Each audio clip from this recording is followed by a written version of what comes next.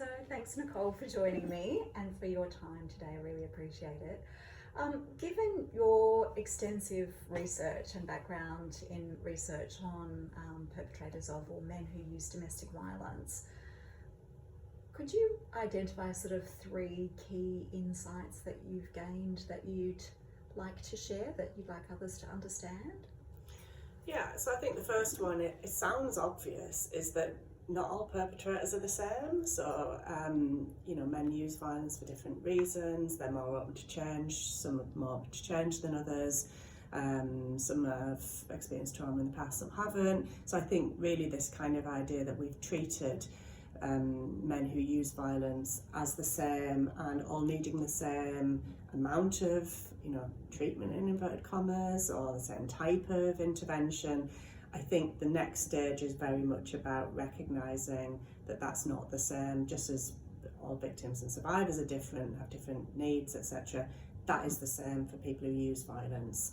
And I think moving away from this kind of generic one-size-fits-all process, I think, is one of the key things that we need to do. I think the second thing is that when we look at what happens to most people who, for example, report to the police for domestic violence or family violence, certainly in the UK, the most common response is nothing. So I think we set up kind of prison and long-term men's behaviour change programs almost as if like these are the most common responses, and we focus a lot of time trying to get these responses, when in reality, this is a tiny slice of the pie, the people who actually are getting those responses.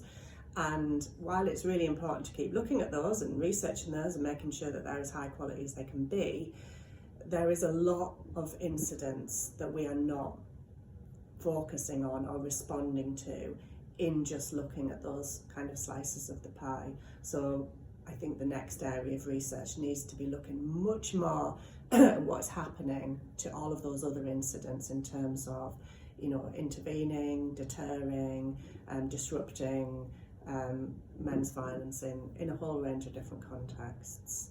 Yes, it's not just police, but other potential interventions? Yeah, it's not just police, but it's also about what else the police are doing outside of the formal criminal justice system, like moving people on through to have like a formal police response.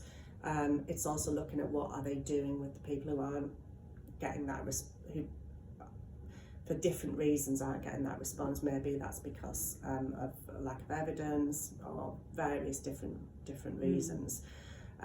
But we need to explore those other spaces. And I'd say the third thing is about kind of us being more daring with those other spaces. So there's a lot of things, some things that I've researched which I've thought that sounds absolutely crazy on the first instance, or I've kind of wanted nothing to do with because it sounds like it could be dangerous or it could increase risk. And I think we have a responsibility actually to get into those spaces a bit more so that we can see what actually is happening. Is there any potential? There's been cases where I've been surprised actually about things that I've completely written off as being inappropriate. And I've come to see, often through interviews with victims and survivors, actually some benefits to those.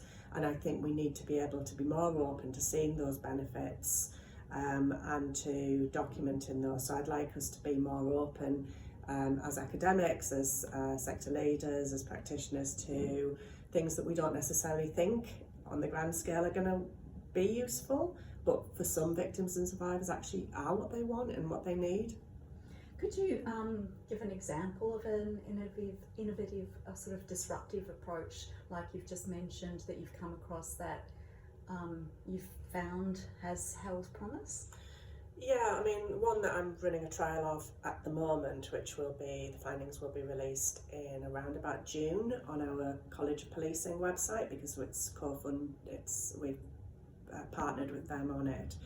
And it does sound completely crazy at first sight. So it's the use of what we call forensic marking, so smart water type sprays and gels. Other companies also manufacture these forensic marking devices. And the first time I heard about it, I thought, this is crazy. You know, it's giving victims a spray canister of this invisible forensic liquid, which they can spray on a perpetrator if he comes near when he's not meant to, or this gel or grease which is put on, on windowsills or on car tyres, etc., to see if it's been tampered with. And at first I thought, this is absolutely crazy. But actually, I can't give the full results yet, but I can say that I've done all of the victim interviews myself. And I've been surprised at how many it's either really opened things up for, in terms of them feeling much safer, feeling much freer, having more trust and confidence in the police, and enable them to live their lives in a much more freer way than they had been. Obviously this is for people who've already separated, but also other victims who've been like, yeah, I've now got this, and I'm going to use this if I need to. I've been given something that's going to prove that he's been here. So I think one victim described it as like, I wanted power for myself. She said, not power over him. I wanted that power for myself, and now I feel I've got it. So the main aim of this isn't to have loads of victims going around spraying perpetrators. It's about the deterrent effect. It's about it's about doing something with all of those other cases. And in this situation, it's about perpetrators, men in this case, being told, that the victim has something. She has this forensic capability, and we will know if you've been near her. So it's that extra level of kind of empowerment for victims who want it. This isn't for everybody, but again, it's this kind of recognition about differences. The other thing I would say is I've often been surprised around some restorative justice interventions as well, which I have 100% when I was working with direct victim services. I completely discounted, wrongly actually, because I hadn't talked really to victims directly about that. And actually, now that I have spoken to victims about that, yeah, sometimes it 100% doesn't work, but sometimes it's actually life-changing for victims. So, it's, I suppose, is it like getting over our own levels of arrogance as academics, of thinking that we know everything, because in fact sometimes we don't, and keeping our minds open, even to the things that sound really wrong. I think is really important, because we've tried for decades now to end men's violence against women, and we have not done it. So for me, I don't know if it's about getting older or what, I am almost willing to try anything actually now to end men's violence, because I want it that bad. Thank you, that's great. So it is 10 years this year since you and Liz Kelly launched the final Project Mirabal report. What has changed in relation to men's use of domestic violence in the UK since that time? And I guess I'm particularly interested in what has worked, particularly in terms of public policy. Oh, I'm just trying to think. I did do a presentation recently about this actually, and now I can't remember what on earth I said. I'm blaming the jet lag. But I think one of the things that like, when we look at around the world at how Mirabal has been used, it's often been used less for the actual findings and more for the expansion of what perpetrator programs can do and what victims want them to do. So the 6 measures of success, and it getting away from just more violence report to the police or more physical violence, and looking at the whole range of benefits that perpetrator interventions can bring, I think has been one of the important factors. And while Mirabal was launched 10 years ago, it's actually also been 10 years since coercive control was criminalised in the UK as well. So I think expansions of understandings of what violence is and what the role of men's behaviour change programmes in stopping that can be have been really, really important. I think we're probably about to enter a bit of a new phase, because the new government has announced that they have what they call a mission to halve violence against women and girls in 10 years. And I think that is going to refocus our minds around not just how do we provide better services in the industry of violence against women and girls, but how do we actually start to turn things around, to reduce it, to end it. And I think, again, this isn't particularly about Project Mirabal, but I think another shift that I've seen globally is a bit of a challenge from kind of generic offender management world in terms of like behavioural science interventions and things like that. And I've seen kind of almost like feminist inspired programs being discounted in favour of other evidence bases. And again, I think in the past we might have kind of said, well, you know, domestic and family violence is different. We don't need those other surrounding fields. But actually a lot of those surrounding fields are getting quite a lot of traction. And I think, again, instead of just kind of discounting and batting away other things that don't sound like what we've been doing, are really important to kind of bring in and see, you know, well, which parts of those could we be using, even if we've been quite kind of pushing it away in the past. Because again, what we've been doing, yes, it has been changing things for some individual victims, survivors, children and men themselves, but it has not had a large scale systems change that perhaps we've wanted it to. And actually the scale of the interventions that we currently provide is nowhere near the scale of the problem. So we need to look and be a bit more open in terms of rebalancing where we put our efforts, and again, not just looking at long-term men's behaviour change programs, which absolutely are the things that some families need, but are they for everybody? No. So in that case, the question is, what do we do with everybody else? And I think we need to have a much more serious conversation about what we want to happen and what our kind of theory of change is there. Like where do we want to be? Where are we now? And what do we need to put in place to get to that position? And I think that needs to be a really broad conversation that's had.